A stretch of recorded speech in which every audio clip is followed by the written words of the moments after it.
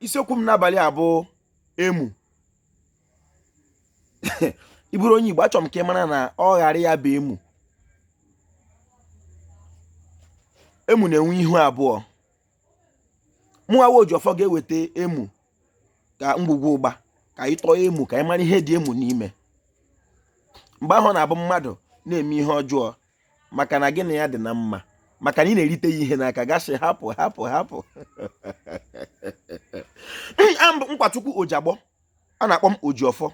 Abụ m onye olu okoro nke dị na Ọmahịa n'obodo nke Chineke. Igbo mmanụ ekelere m Igbo wu Igbo, ekelere m Ọhanweze, ekelere m ndị nze m ọzọ, ekelere m ndị Chineke n'ala Igbo, ma ndị dibịa na-agba aja, ma ndị na-agba afa, ma ndị mgbọrọgwụ, ma mkpa akwụkwọ. Ojiọfọ shi ihe onye chiri ya zere. Ọ ga-adịrị Igbo la mma. Biko ị ga-eji ntị onye Igbo n'obi onye Igbo. Isiokwu anyị, emu. Ndị nna m ebe m si bi ụwa, ha sịrị ọ bụ ghara ya, ọ bịa bụ emu.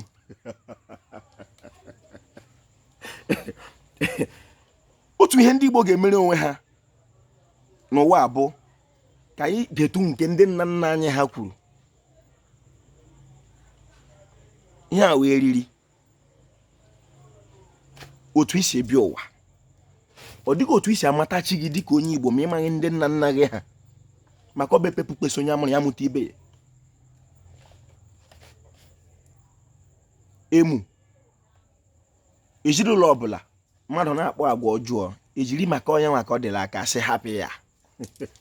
Ihe onye ọzọ na-aga emeri ya wa mmeri asị hapụ ya. Obodo ọwụla ọ na-eme ma Chineke, mmụọ Chineke a na-ana ebe ahụ.